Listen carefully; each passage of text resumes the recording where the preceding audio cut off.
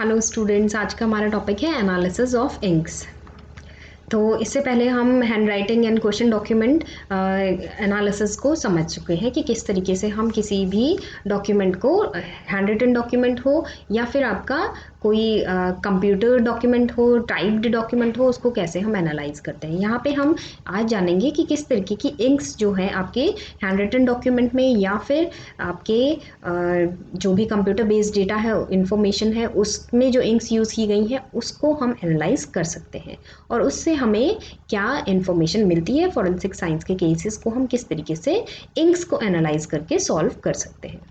तो यहाँ पे हम देखें, कोई भी केमिकल फिजिकल एनालिसिस जो इंक का हम करते हैं किसी भी क्वेश्चन डॉक्यूमेंट में, वो आपको एक बड़ी इंफॉर्मेशन देता है उस डॉक्यूमेंट के ऑथेंटिक होने में उस इंक का क्या रोल है। ओके, तो इंक के बेसिस पे हमें पता चलता है कई बार कि हमारा जो क्वेश्चन डॉक्यूमेंट है वो सही है या नहीं है। ओके, तो यहाँ पे हम देखें जो भी केमिकल और फिजिकल प्रॉपर्टीज़ हैं किसी भी इंक की, उनको हम कंपेयर करते हैं यहाँ पे। तो हम यहाँ पे क्या करेंगे, हम जो भी हमारे इंक है किसी भी हमारे क्वेश्चन डॉक्यूमेंट में उसको कंपेयर करते हैं। कंपेयर करने के लिए हम चेक करते हैं कि वो सेम मैन्युफैक्चरर से बनी है क्या।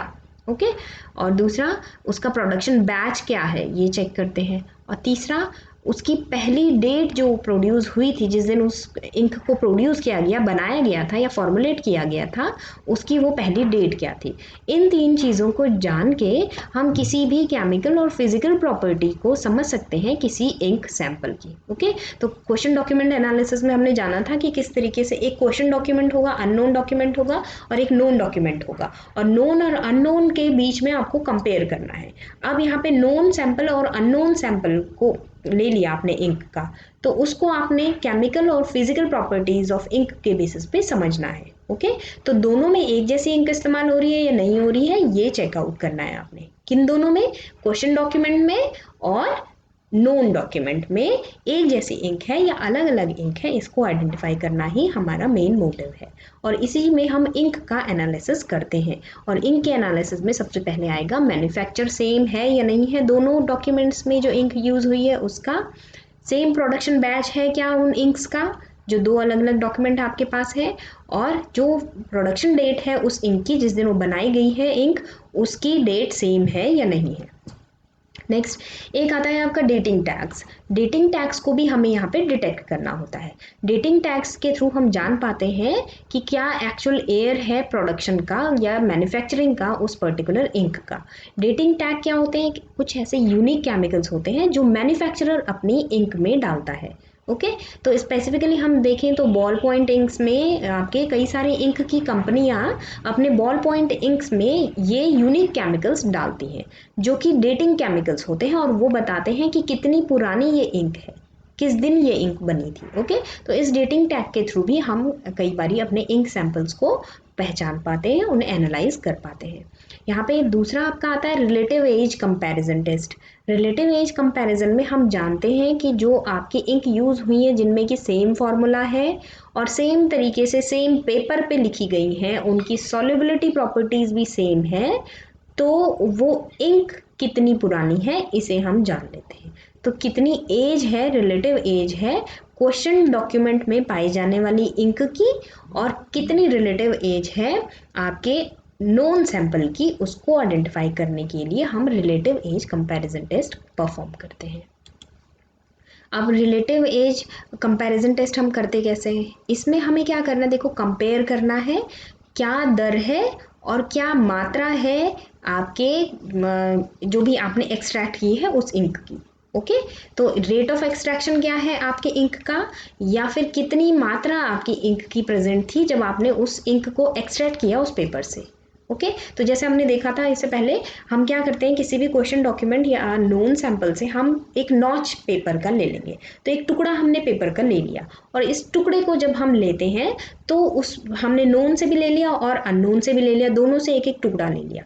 अब इन दोनों सैंपल को हम क्या कर रहे हैं, टीएलसी कर रहे हैं। हम इन दोनों सैंपल को हमने क्या किया, टीएलसी किया इन दोनों सैंपल्स के साथ, और टीएलसी डेंसिटोमेट्री के थ्रू हमने ये पता लगाया कि रेट क्या है और एक्सटेंट क्या है हमारे एक्सट्रैक्शन का। ओके, ये पूरा प्रोटोकॉल हमने लास्ट पीपीटी में दिया है, अभी आप बताएंगे हम। अब नेक्स्ट यहाँ पे कंपेयर करते हैं हम जो भी बदलाव होते हैं डाई की कॉन्सेंट्रेशन में, अगर डाई में की कॉन्सेंट्रेशन में कोई बदलाव नज़र आ रहे हैं टीएलसी करते टाइम या फिर टीएलसी डेंसिटोमेट्री करते टाइम, तो उसे हम कंपेयर करते हैं। टीएलसी हुआ थिन लेयर क्रोमेटोग्राफी। नेक्स्ट, जहाँ यहाँ पे हम साथ साथ में कंपेयर करते हैं कि किस तरीके के वोलेटाइल कंपोनेंट प्रेजेंट है हमारी इंक में। और वोलेटाइल कंपोनेंट मतलब कि जब हमने क्या किया, एक पर्टिकुलर आपकी इंक थी, वो कितनी जल्दी आपकी वेपर फेज में या फिर आपकी सॉलिड से वेपर फेज में कन्वर्ट हो गई आपकी इंक, उसको हम चेकआउट करते हैं। तो किस तरीके से वो गैसेस फेज में जा रही है आपकी इंक, इसको चेक करने के लिए हम यूज़ करेंगे आपकी gas chromatography mass spectrometry. Okay, अब यहाँ पे हमने क्या करना है, देखो अगर हमारे पास नॉन डेटेड राइटिंग्स है और हमने क्या किया, जो भी हमारी क्वेश्चनड इंक्स हैं उससे जब हम अपनी नॉन डेटेड राइटिंग को कंपेयर करेंगे तो उनके बीच में जो आपका एज है, उनका जो एज है उन इंक्स का, उसको चेक करने के लिए क्या करेंगे, हम एक्सेलरेटेड एजिंग का पता लगाएंगे। ओके, एक्सेलरेटेड एजिंग मतलब जब हमने हीट किया अपनी इंक को, तो उसके थ्रू जब हम एज पता लगाएंगे किसी इंक का, उसे हम एक्सेलरेटेड आपकी एजिंग कहेंगे। ठीक है, तो हमने क्या करना है, अपने जो डॉक्यूमेंट है उसमें जो इंक है उसे गर्म करना है। उसे गर्म करेंगे जब हम, तो वो एक्सेलरेटेड एजिंग रिप्रेजेंट करेगी। इस तरीके की एजिंग को हम एस्टिमेट कर लेंगे और तब हम कंपेयर करेंगे नोन और अननोन डेटिंग के एक्सेलरेटेड एजिंग प्रोटोकॉल्स को। ओके, तो ये सारा का सारा हम किससे करेंगे, आपके गैस क्रोमेटोग्राफी मास स्पेक्ट्रोमेट्री के थ्रू।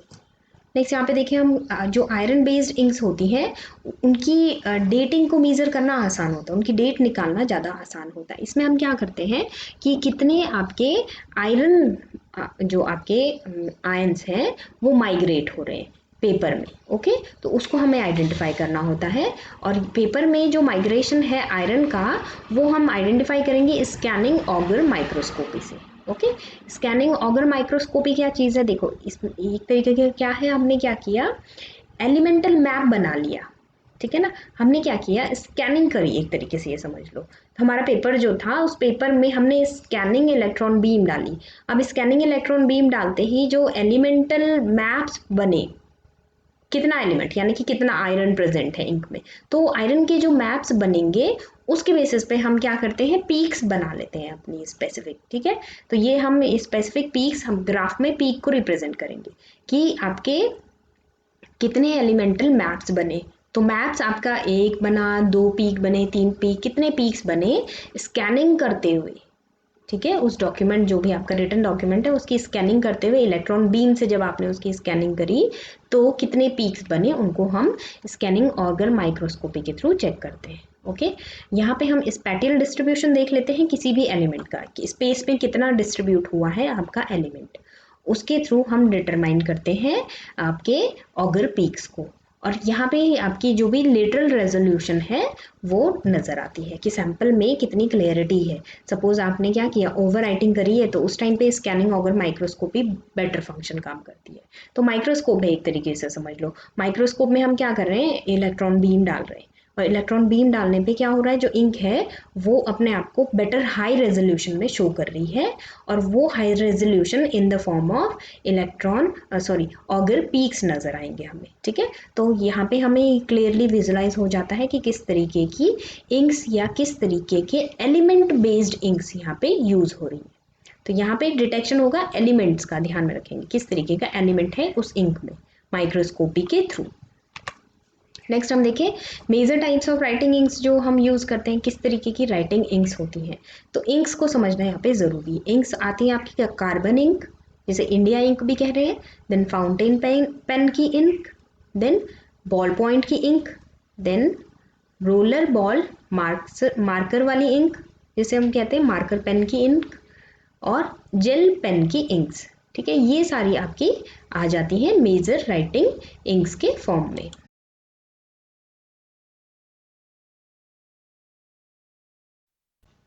तो सबसे पहले देख लेते हैं कार्बन इंक। कार्बन इंक की बात करें तो यहाँ पे हम क्या करते हैं, जो कार्बन है उसको एक सॉलिड केक में कन्वर्ट करते हैं ग्लू के माध्यम से। ठीक है ना।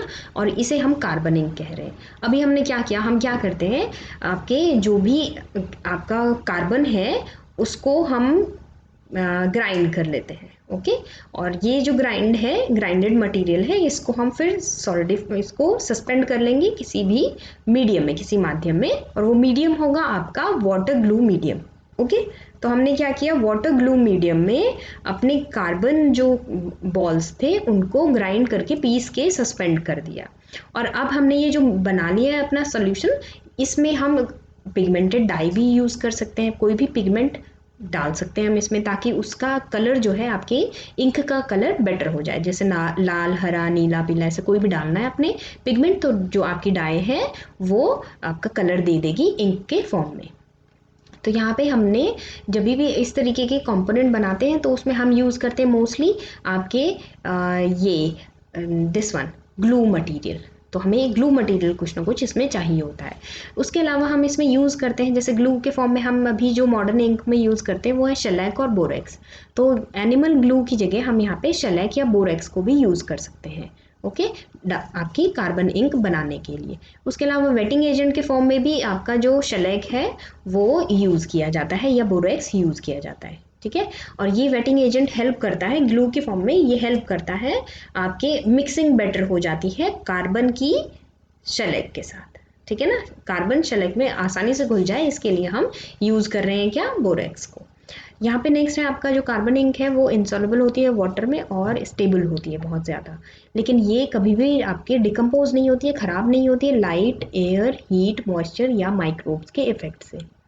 नेक्स्ट आती है फाउंटेन पेन की इंक। ये दो तरीके की होगी, आयरन गैलोटेनेट टाइप की या फिर सिंथेटिक डाइज टाइप की।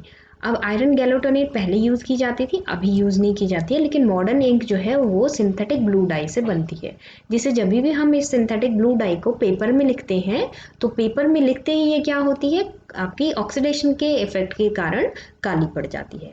और ये इंक भी अगेन इंसॉल्युबल होगी वाटर में, लेकिन ये आपके जब भी हम इसे कुछ रगड़ देंगे तो ये मिटती नहीं, एक बार सूख गई तो ये मिटती नहीं है। अब नेक्स्ट हम देखें तो ये हमेशा इस तरीके की फाउंटेन पेन की जो इंक होती है वो ब्राइट होती है, चमकीली, अट्रैक्टिव कलर की होती है, और ये लेकिन इतनी स्टेबल नहीं होती है जितनी कि आपकी कार्बन इंक होती है या ब्लू ब्लैक इंक होती है उसके कंपैरिजन में।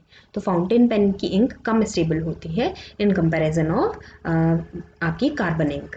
अभी हम देखिए जो मॉडर्न इंक है उसमें पिगमेंटेड डाइज के फॉर्म में कॉपर थैलो साइनाइड को यूज़ किया जाता है। ओके, नेक्स्ट आती है बॉल पॉइंट की इंक। बॉल पॉइंट पेन्स जो होते हैं उनमें जो इंक यूज़ होती है वो सिंथेटिक डाइज की फॉर्म में यूज़ होती है। इसमें सिंथेटिक डाइज जैसे कि कार्बन और ग्रेफाइट को हम ऐड करते हैं, किसके साथ, आपके सॉल्वेंट्स के साथ। सॉल्वेंट हम यूज़ करते हैं यहाँ पे ग्लाइकॉल या बेंजाइल अल्कोहल। तो हमने क्या किया, सिंथेटिक डाइज के साथ ग्लाइकॉल या बेंजाइल अल्कोहल को ऐड कर लिया एज अ सॉल्वेंट। और यहाँ पे ये जो इंक है इसमें जो फॉर्मुलेशन होता है जब हम इसे बनाते हैं तो इसमें लगभग 50% आपकी डाई इस्तेमाल होती है इस तरीके की इंक बनाने के लिए। ओके, तो सॉल्वेंट, आधा सॉल्वेंट और आधी डाई हम इस तरीके की इंक बनाने के लिए यूज़ करते हैं। अब समझेंगे इसमें और क्या इंग्रेडिएंट्स हम यूज़ करते हैं बॉल पॉइंट की इंक बनाने के लिए। इसमें जो हम दूसरे इंग्रेडिएंट यूज़ करते हैं वो है फैटी एसिड्स, कुछ रेजिन्स, पॉलीमर्स जिन्हें हम कह रहे हैं, सरफेक्टेंट्स जो सरफेस एरिया बढ़ाएंगे, देन कोरोजन कंट्रोल करने के लिए कुछ इंग्रेडिएंट यूज़ करते हैं, और इसके अलावा विस्कोसिटी को एडजस्ट, इसकी जो गाढ़ापन है उसको एडजस्ट करने के लिए कुछ विस्कोसिटी एडजस्टर्स भी हम इसमें डालते हैं बॉल पॉइंट इंक्स में। अब इसमें जो फैटी एसिड यूज़ होते हैं वो मोस्टली ओलिक एसिड होते हैं, और ये ल्यूब्रिकेंट का काम करते हैं ताकि बॉल पॉइंट ईजिली चल सके। और जो आपकी फ्लो वाले पेन्स होते हैं, स्मूथ फ्लो, तो फैटी एसिड्स यूज़ होते हैं उसके लिए।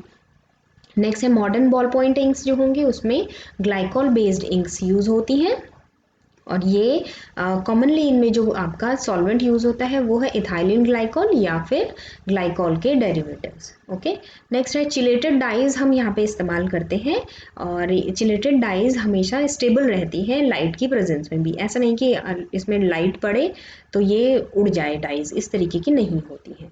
और इसमें लाल, हरी, नीली, पीली, इस तरीके के अलग अलग कलर्स आते हैं चिलेटेड डाइज के फॉर्म में। Next pressurised ball point pens की इंक्स भी आती हैं। प्रेशराइज बॉल पॉइंट्स होते हैं आपके जिनमें प्रेशर फीड सिस्टम होता है, प्रेशर अप्लाई किया जाता है इंस्टेड ऑफ ग्रेविटी फ्लो। तो ग्रेविटी के फ्लो में क्या होगा, आप पेन लिखेंगे तो ग्रेविटी के इफेक्ट के कारण पेन की इंक खुद ही नीचे आती रहेगी और फ्लो बनता रहेगा। लेकिन प्रेशराइज में क्या होगा, प्रेशर आप किसी न किसी गैस या किसी आपके इनर्ट गैस का इफेक्ट हम इसमें डालेंगे। तो कार्ट्रिज जो होगी, जो रिफिल होगी, उसमें जब भी हम इंक डालेंगे उसके साथ साथ हम आपकी कोई ना कोई गैस भी डालेंगे। तो इसमें प्रेशर क्रिएट होगा नाइट्रोजन गैस से मोस्टली, या फिर कोई इनर्ट गैस भी हो सकती है। तो यहाँ पे पॉजिटिव प्रेशर की फॉर्म में हमेशा हम जो आपका चेक करते हैं इस तरीके के पेन्स को वैक्यूम में चेक करते हैं। और जो एस्ट्रोनॉट्स होते हैं अधिकतर वो इस तरीके के पेन को ले जाते हैं स्पेस ट्रेवल के लिए, प्रेशराइज्ड बॉल पॉइंट इंक्स को। अब नेक्स्ट आ गया रोलिंग बॉल मार्कर पेन्स या इंक्स। तो इसमें हम मार्कर इंक्स को मेंशन करते हैं। मार्कर इंक्स में अधिकतर जो आपके कंपोनेंट्स होते हैं वो ऑर्गेनिक लिक्विड्स होती हैं। तो सॉल्वेंट जो होंगे आपके वो हमेशा क्या होंगे, ऑर्गेनिक लिक्विड्स होंगे, जैसे ग्लाइकॉल्स हो सकते हैं या फॉर्मामाइड्स हो सकते हैं।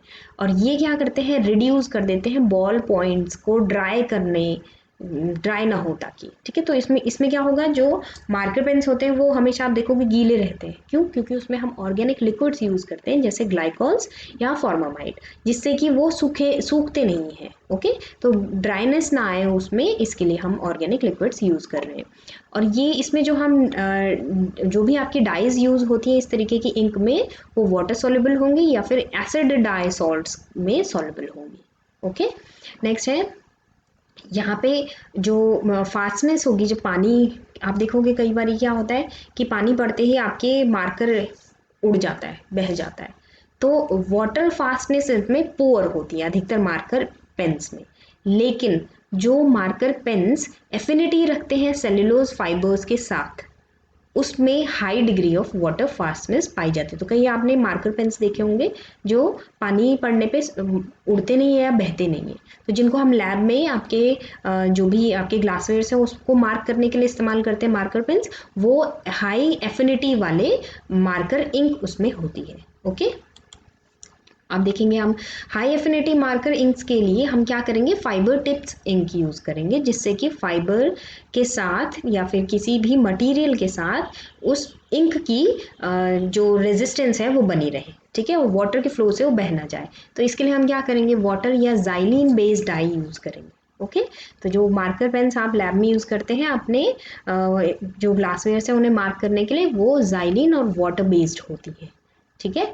अब वाटर बेस्ड इंक्स में अधिकतर वाटर सॉल्युबिलिटी पाई जाएगी, जबकि आपके ज़ाइलिन बेस्ड इंक्स जो होंगे वो वाटर रेजिस्टेंस होंगे। ओके, अब देखो यहाँ पे आप इसके अलावा हम इसमें क्या करते हैं, स्ट्रॉन्ग ऑर्गेनिक सॉल्वेंट्स भी डिज़ोल्व करते हैं। और बेसिकली जो आपके फाइबर टिप्स इंक्स होती हैं उसमें ऑर्गेनिक सॉल्वेंट के थ्रू ही हम सॉल्यूशन बनाते हैं इंक का। नेक्स्ट फॉर्मामाइड और ग्लाइकोल सॉल्वेंट को हम यूज़ करते हैं ताकि फाइबर टिप इंक्स को हम बेटर परफॉर्मेंस दे सकें। और इसमें ये भी अगेन रेजिस्ट करती है ड्राइंग अपने टिप की, तो आपकी जो इंक है वो ड्राई नहीं होती है फॉर्मामाइड और ग्लाइकोल सॉल्वेंट डालने से। और फाइबर टिप्स में हमेशा मेटलाइज्ड डाई यूज़ की जाती है, ठीक है।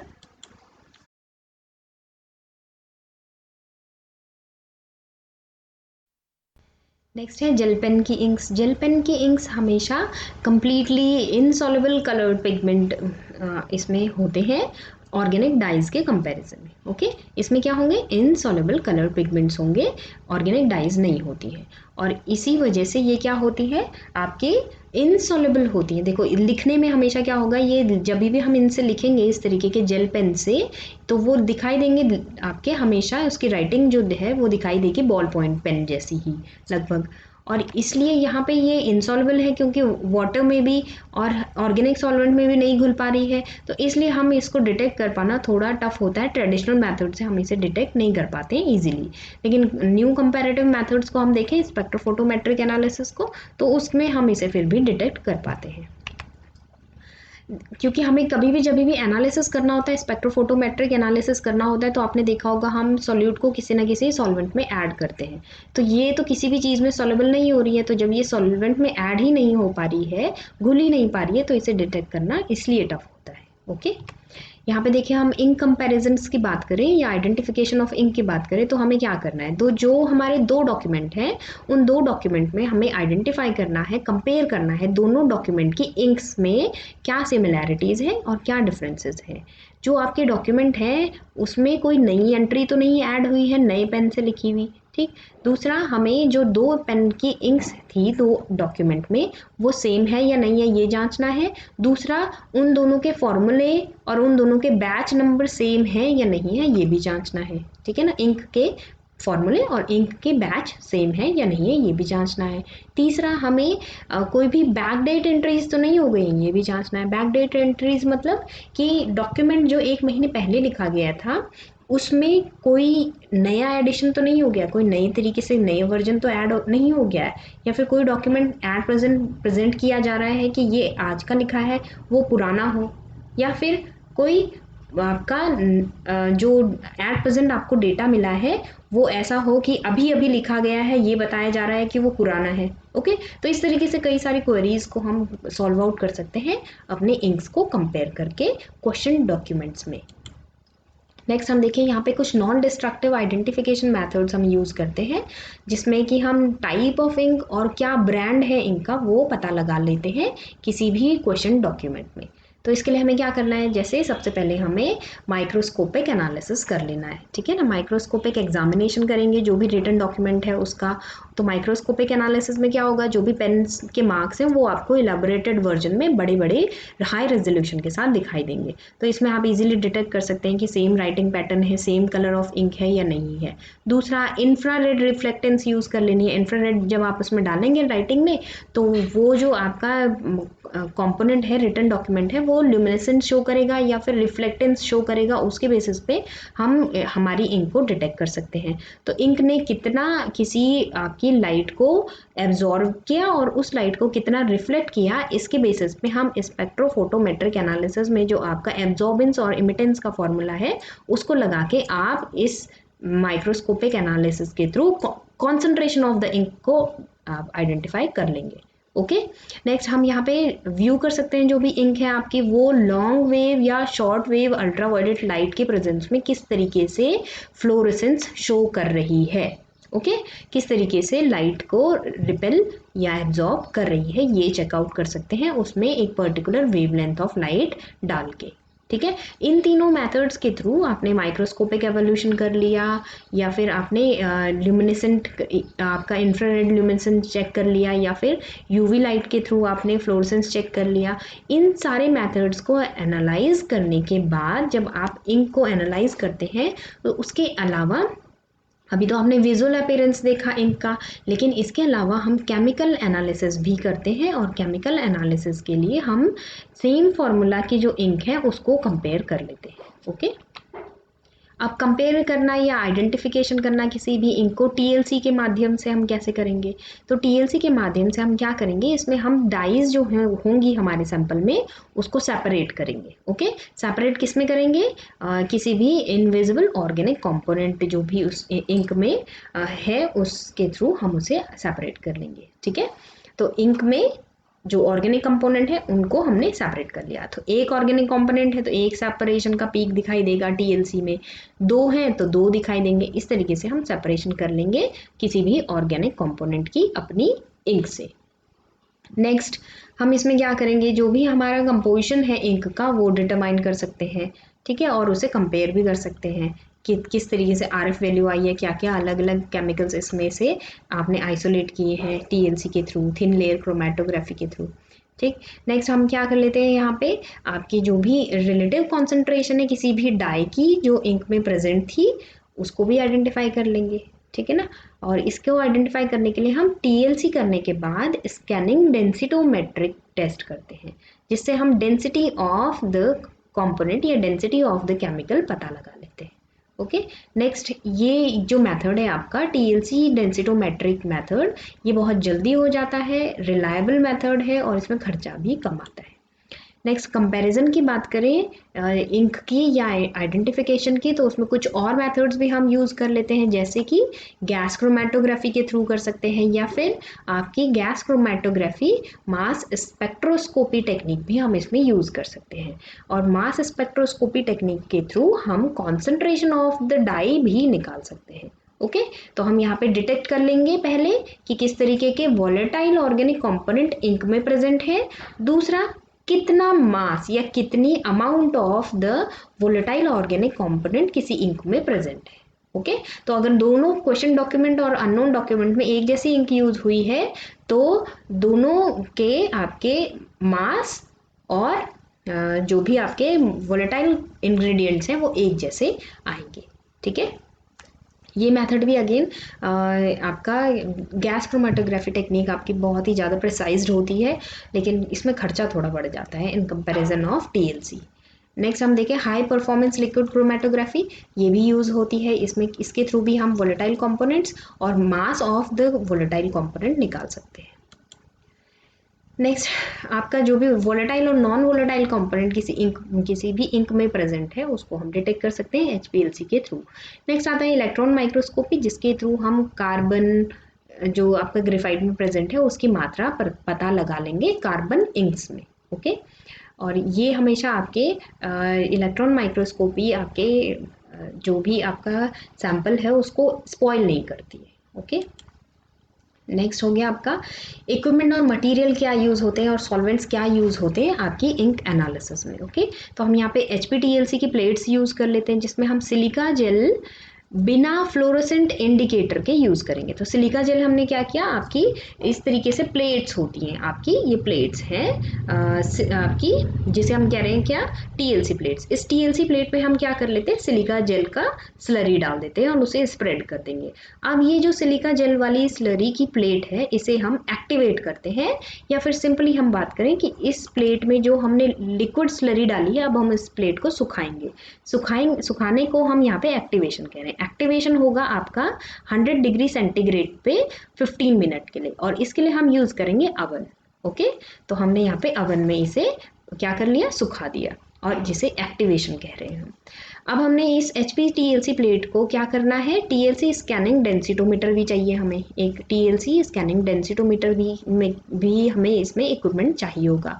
नेक्स्ट हम क्या चाहिए, और इसमें हमें रिएजेंट ग्रेड का पिरिडीन चाहिए, ethyl acetate, 1 butanol, ethanol, benzyl alcohol, dimethyl sulfoxide और वाटर चाहिए as a solvent. Okay next हमें क्या चाहिए, 1.8 ग्राम की ग्लास वाइल्स चाहिए। वाइल्स होती है छोटी छोटी ट्यूब्स आपकी, वो चाहिए जिसमें स्क्रू कैप्स लगे हों ऊपर से।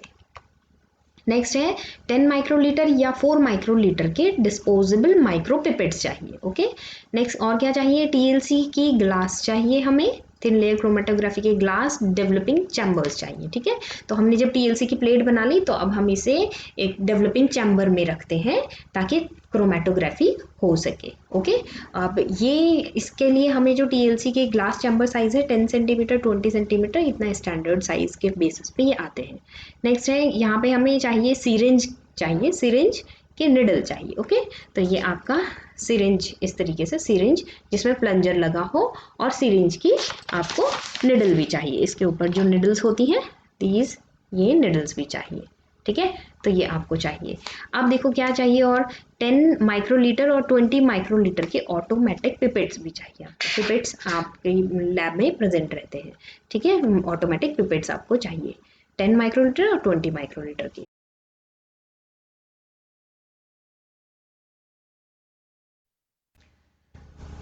तो माइक्रो पिपेट्स भी चाहिए आपको और पिपेट्स भी चाहिए, दोनों चाहिए। नेक्स्ट टेम्परेचर कंट्रोल्ड अवन भी चाहिए। ओके अब प्रोसीजर देखते हैं हम कैसे एनालिसिस करेंगे। तो प्रोसीजर के लिए हमें क्या करना है, हमें प्लंज आउट करना है 10 plugs of ink from written line.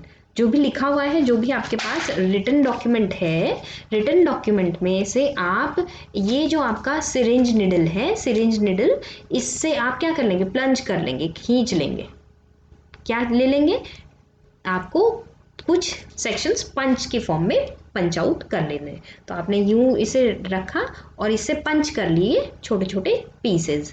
इस पेपर से, जहाँ पे इंक है वहाँ से, ठीक है। तो ये पंजिंग चाहिए आपको सिरिंज निडल से और या प्लंजर के थ्रू। तो 10 प्लग्स ले लिया आपने इंक के, 10 छोटे छोटे टुकड़े सिरिंज की मदद से पेपर से ले लेने हैं, ठीक है ना, जिसमें इंक भी हो। नेक्स्ट, ये जो आपके प्लग्स हैं ये आपने वायल में, जो भी आपका ग्लास वायल है उसमें डाल देने हैं। और इस ग्लास वायल में आप क्या करेंगे, आप 1 से 2 ड्रॉप सॉल्वेंट डालेंगे, ठीक है ना। जो भी सॉल्वेंट है आपके पास वो डालेंगे। तो सॉल्वेंट प्रोटोकॉल के अकॉर्डिंग चेंज होते रहते हैं। तो आपने क्या किया, यूजुअली पिरिडीन यूज़ करते हैं बॉल पॉइंट इंक के लिए, और इथेनॉल यूज़ करते हैं, इथेनॉल और वाटर का 1:1 सॉल्वेंट यूज़ करते हैं नॉन बॉल पॉइंट इंक के लिए, ठीक है। तो ये सॉल्वेंट आपने इस ग्लास वायल में आपके पेपर प्लग्स के साथ डाल दिया।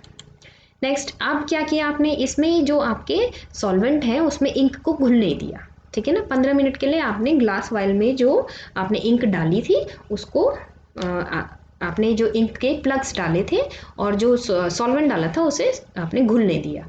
फिर क्या किया, अब रिकॉर्ड करेंगे कि क्या कलर आया है सोल्यूशन का, पेपर में लिख लेंगे कि क्या सोल्यूशन का कलर आपको दिखाई दे रहा है।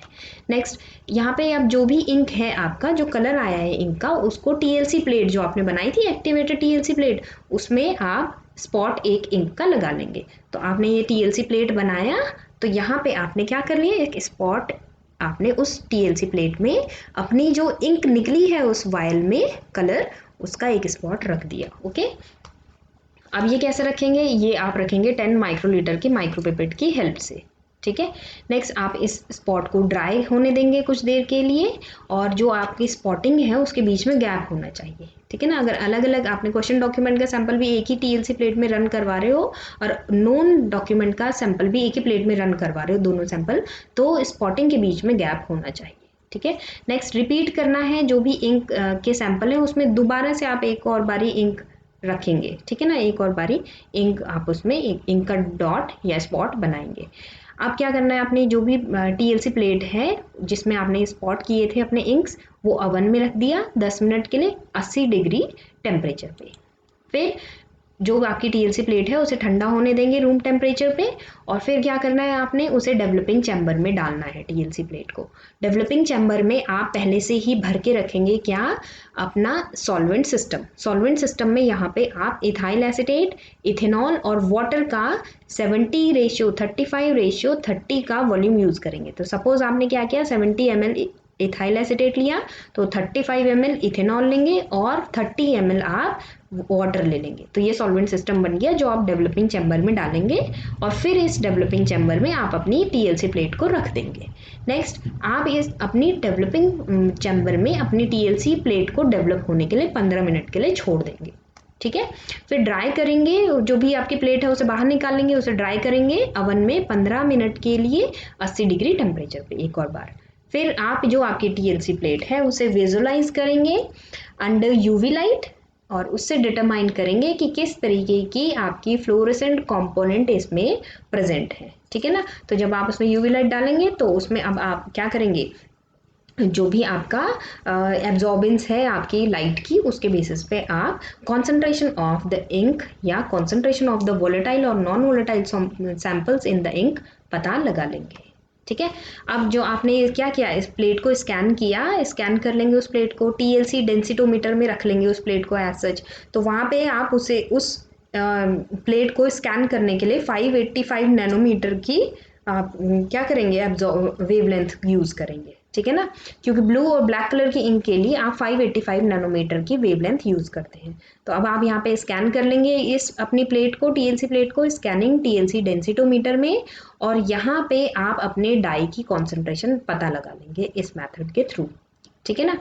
अब आपने क्या किया, जो भी वीडियो डेंसिटोमीटर्स हैं, जो भी आपके यहाँ पे जिसके थ्रू आपने एनालाइज किया अपनी जो भी डेंसिटी है या कॉन्सेंट्रेशन है आपकी इंक्स की, वो आपको अलग अलग स्पॉट्स की फॉर्म में नज़र आएगी। अगर कोई भी वेवलेंथ की सेटिंग्स आपने इंस्ट्रूमेंट में सेट नहीं करी है या फिर आपके पास कोई भी स्पेसिफिक सॉल्वेंट के फॉर्म में कोई भी रिकॉर्ड नहीं आता है, जो आपने पिरिडीन और वाटर वाला जो आपने सॉल्वेंट यूज़ किया था उसमें अगर रिकॉर्ड नहीं आता है तो आपको अपना सॉल्वेंट बदलना पड़ेगा और फिर सॉल्वेंट आप 1-ब्यूटेनॉल, इथेनॉल और वाटर का यूज़ कर सकते हैं इनिशियली। तो आपको दोबारा से प्रोटोकॉल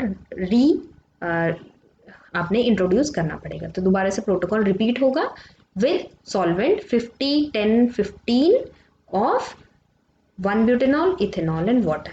ठीक है। अब अगर आपका रिजल्ट आ जाता है, वेवलेंथ में कुछ ना कुछ चेंजेस नज़र आते हैं और रिजल्ट आपको मिल जाता है कॉन्सेंट्रेशन की फॉर्म में, तो आपने अपने डाई की कॉन्सेंट्रेशन चेक करनी है नोन और अननोन डॉक्यूमेंट की। अगर नोन और अननोन डॉक्यूमेंट में एक जैसी कॉन्सेंट्रेशन आती है दोनों इंक्स की, तो इट मीन्स कि सैंपल सेम है, क्वेश्चन डॉक्यूमेंट ओरिजिनल डॉक्यूमेंट से मैच कर गया। ठीक है। तो this is all about the analysis of handwritings or question documents.